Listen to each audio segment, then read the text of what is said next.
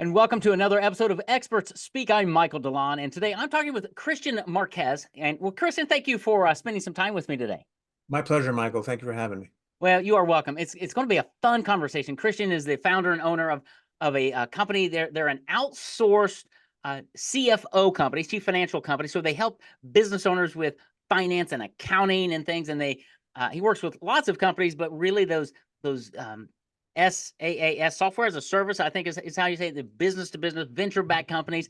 So I'm looking forward to diving into this to see why he does, how he helps businesses, and what we can learn from him. So tell me, Kristian, as we dive into this, how in the world did you get doing this?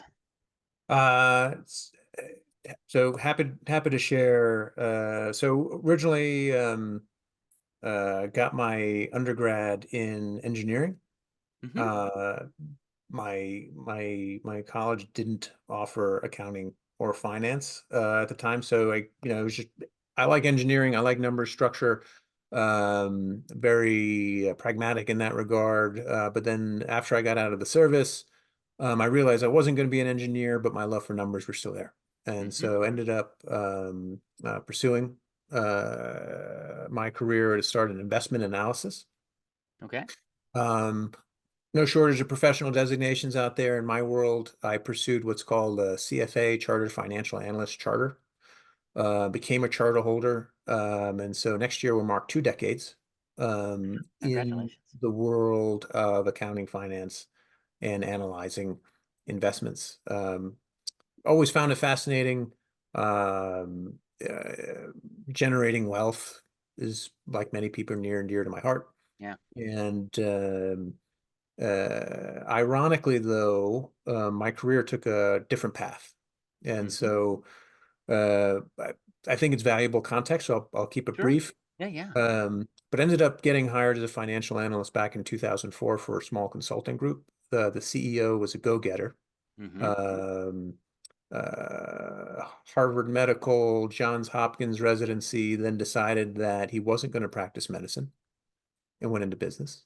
Okay. Saw an opportunity in healthcare IT, and 9 years later, um, after a very long ride, where I got pulled into product management, service delivery, and a whole host of wearing a whole host of hats and helping grow the business from effectively what was early stage to a 4.4 billion IPO Wow. 2 years after I left. Okay. And short story, learned a tremendous amount of what it takes to run and grow a business. Yeah. I personally, in the last 2 years of my tenure, created an intra business that went from 0 to 80 million ARR in that time frame. Wow. Capitalizing on our existing solutions relative to Obamacare. And a number of that company's investors knew me, encouraged me to see what I can do in the setting of being a business owner myself. So I ended up co-founding a telemedicine startup with two other physicians back in late 2013. And then it did a great job of complementing my wild success, and that business went out of business. So Good we ended up balancing act there. raising, yeah, $2.5 million pre-revenue. Made tremendous efforts in bringing the company to life, what we weren't successful. And so I really think about it from the perspective of what I learned versus failing, Yeah. because I I learned know. a tremendous amount. Yeah. But it was at that time that I decided to start FinStrat Management Mhm. in January of 2017. So we just hit our 7-year anniversary. Hey, In fact, congratulations. today is Woohoo! when Well, I quit. happy anniversary. There you go. And so far, so great. Business is fantastic. You mentioned we're providing fractional CFO services to include accounting, finance, and reporting, predominantly to early stage businesses. So these are founders who have visions of bringing innovation to the masses Hmm. with an emphasis on software. And today we work predominantly with those and other venture-backed companies. Hmm. And that's fascinating. What a background! And you didn't even mention your military background and all that other stuff, which people can get find out more on your website and things. But you've got an interesting background there. Thank you for serving our country, by the way. Appreciate that. Um, So early startup stages, venture backed companies, technology, innovation, software. These are the guys. I always people who are bringing things to the table, whether it's an app or a new telemedicine thing. Sometimes they're thinking, how do I build this? How do I exit? Sometimes they're thinking longer term. Where do you fit into that picture as far as the fractional part of how do you come alongside of them and really help them to grow, but to do it in a really cost effective way? So um, there is an evolution for a business. Hmm. I don't know that it's unique to our client focus, but if I were to characterize it, let's call it the 0 to $1 million in revenue. Okay. You're effectively figuring out what you have to sell people are willing to buy on a reoccurring basis, Yeah. versus one-off. Because $1 million is a great milestone, but depending on where you have your sight set, is this a family business? Am I doing this because I just have free time or because I generally want to shoot the moon? There are profiles of businesses that are, I'd say, more appealing than others. And so what are those things? If you look at revenue, Hmm.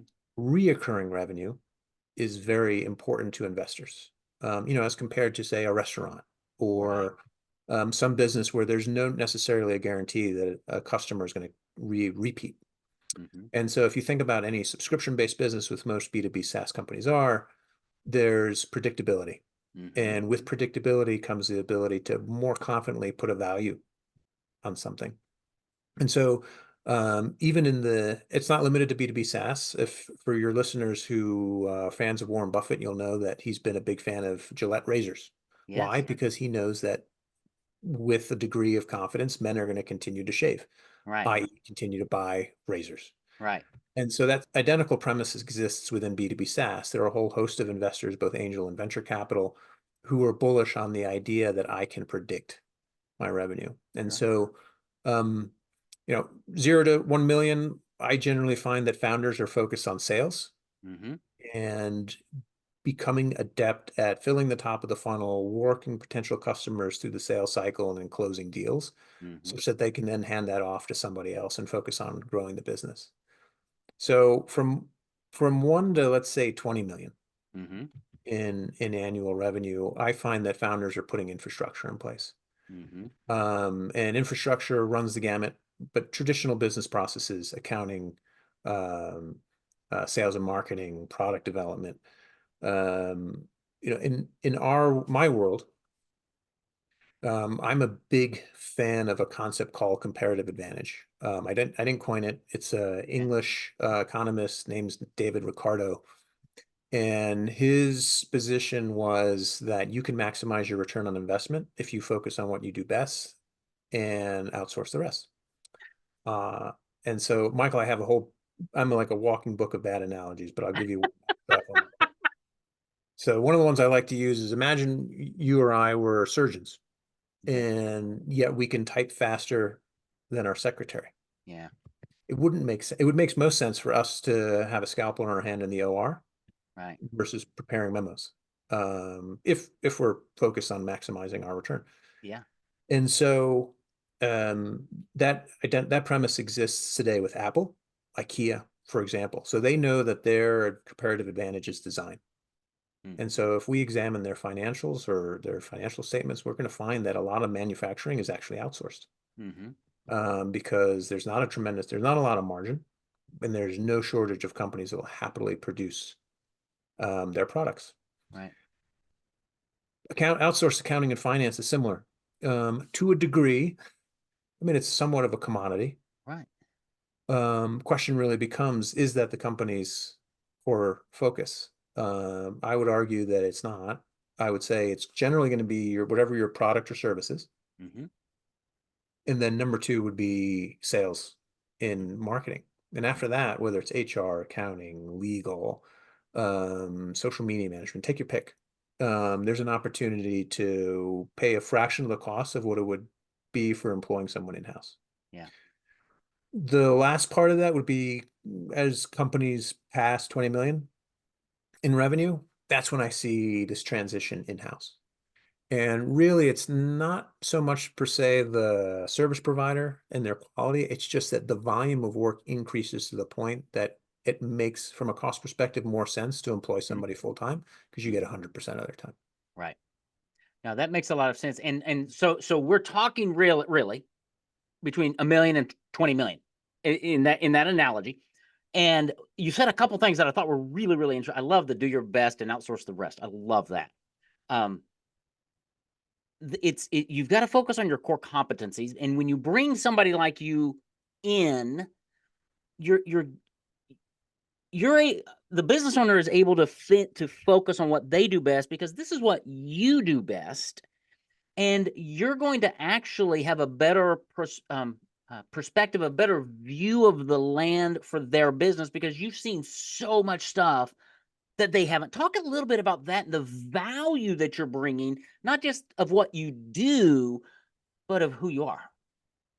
Yeah, so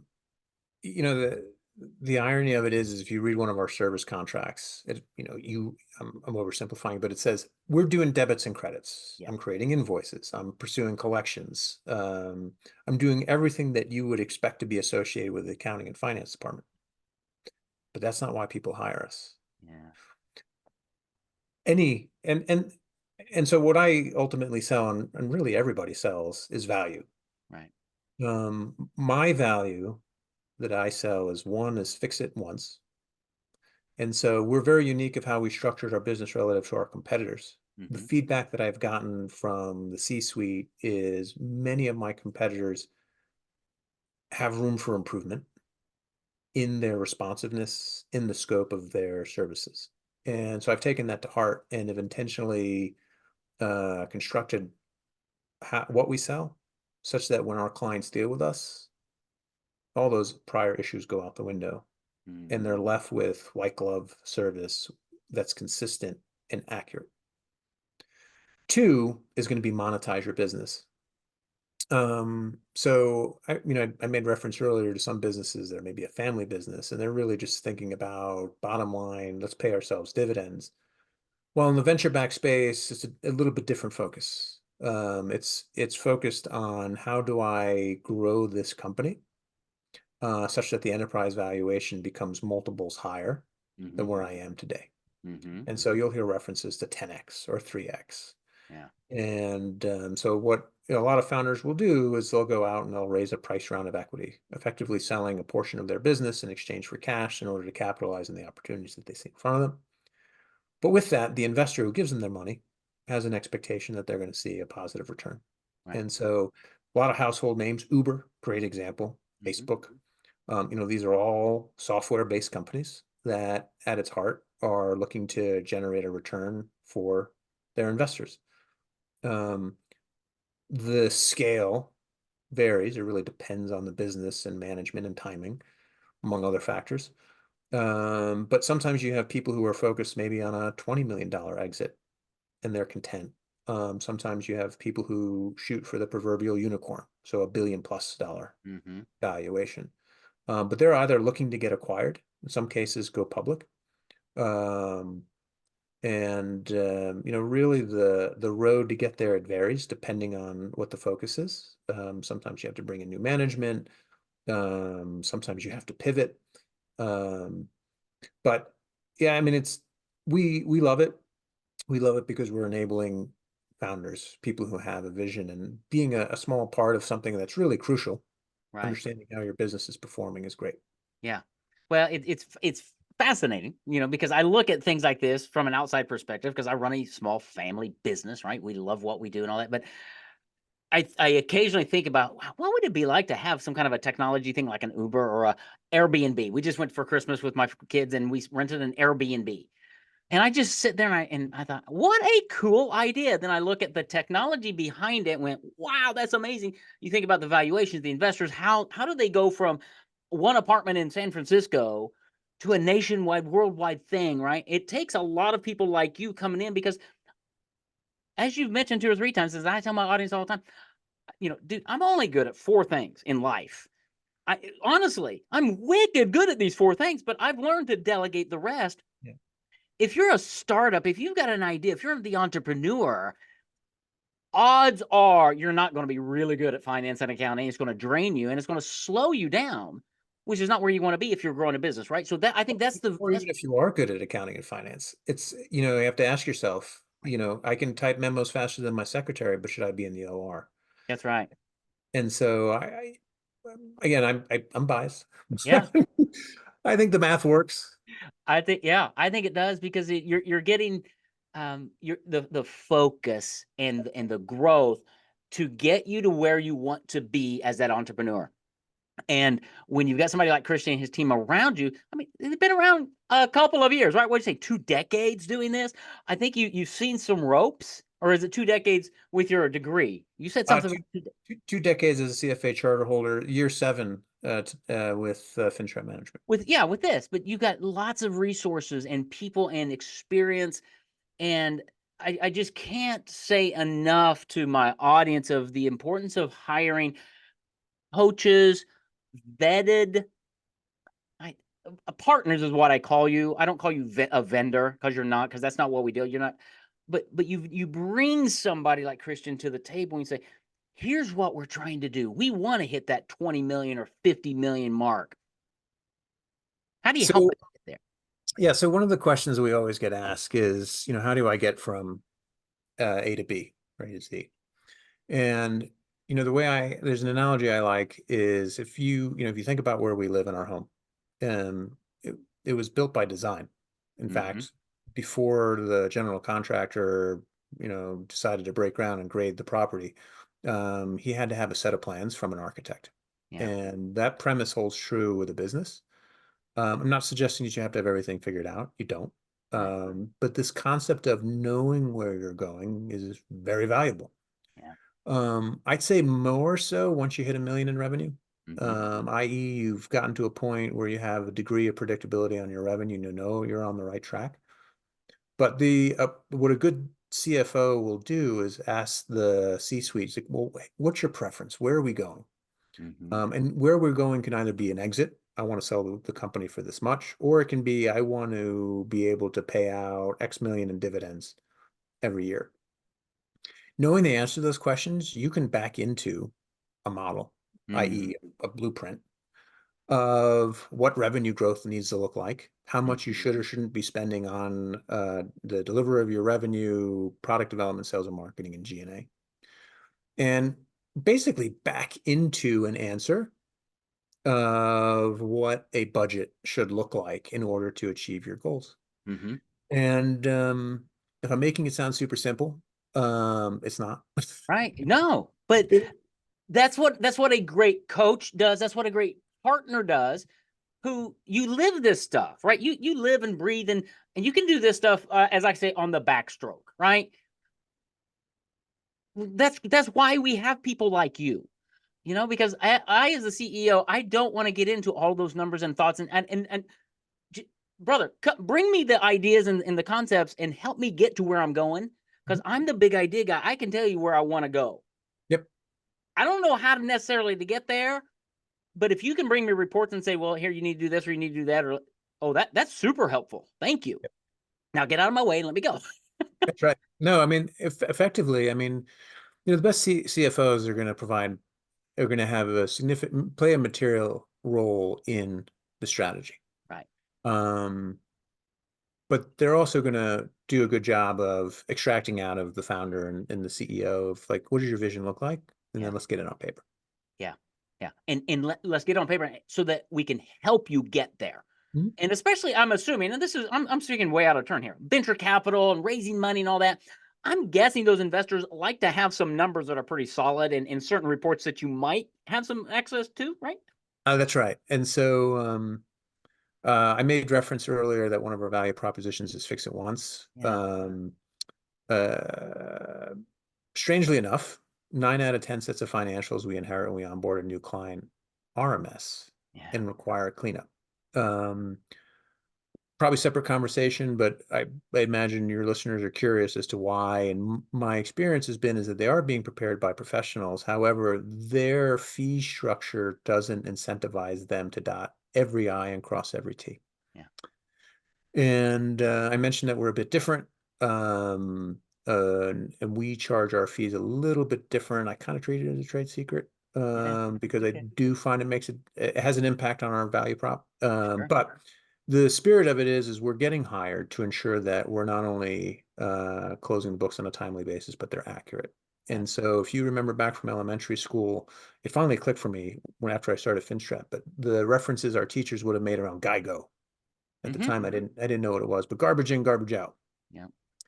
Dashboards and models can be the best user interface on the face of the planet, but if the underlying financials aren't clean, it's inconsequential. Yeah.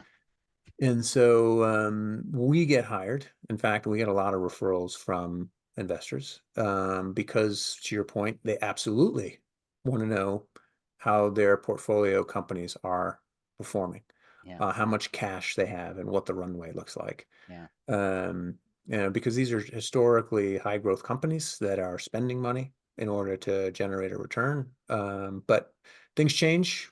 This past year is a great example when the Federal Reserve made decision to raise rates back in 2022 and take them to a 20-year high. It absolutely has had an impact on the market, not Mm. only for founders, but for venture capital funds as well. Yeah. And so um,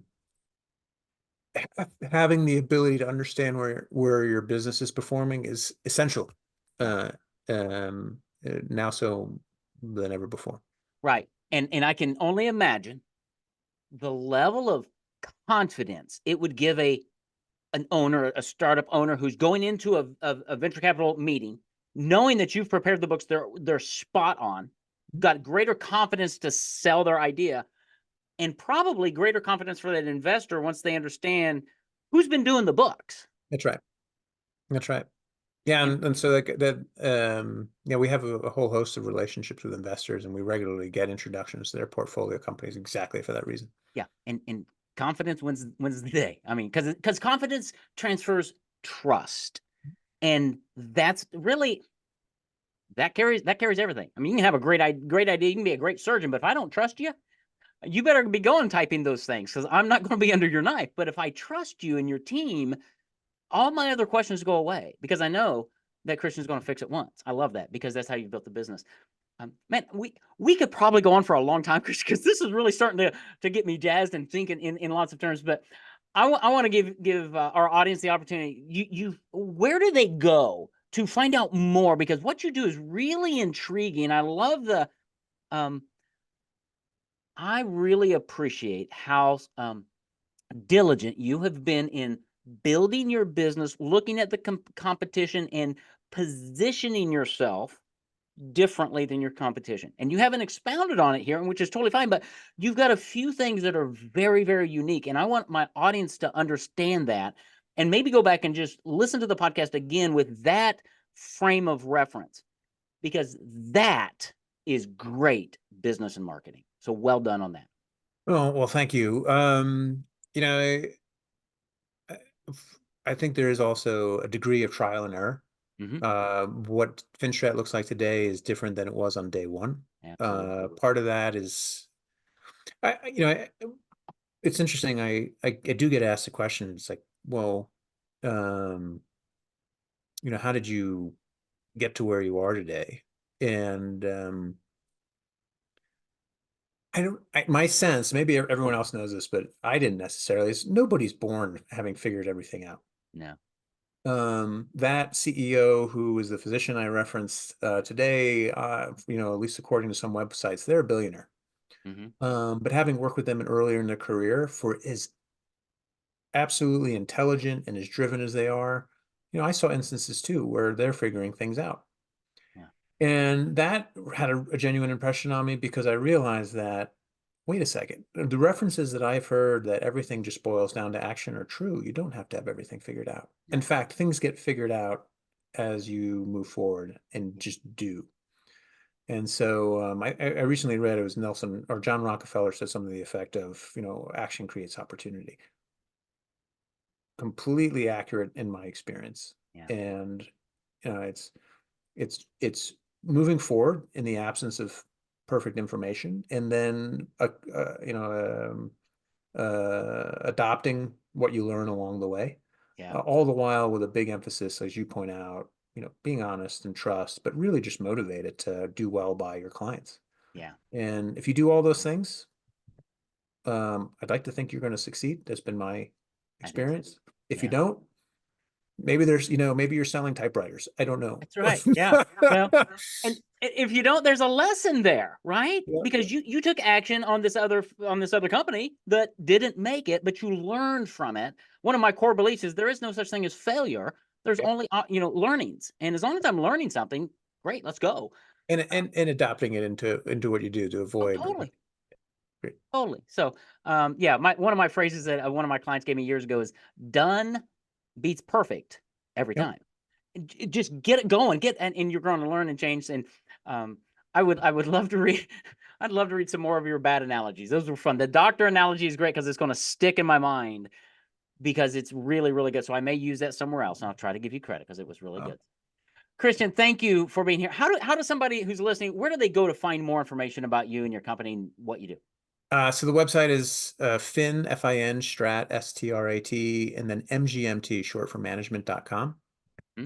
And Michael, as a courtesy, your listeners, if they go on the website and they look under contact, you'll see there's a book a free CFO session. Hmm. So if you have any venture-backed clients or clients who are interested in learning more about that space and they would like to get a little bit of my time, I'm very fortunate to be in a position to do so, and I'm happy to extend that offer. Thank you, Kristian. I appreciate that very much. We'll make sure that gets in the show notes as well. Thank you for being my guest, but really thank you for doing what you do. I love how you approach this really from a different mindset, um, in a different philosophy than what I really anticipated coming into this, and I appreciate that. Thank you. My pleasure.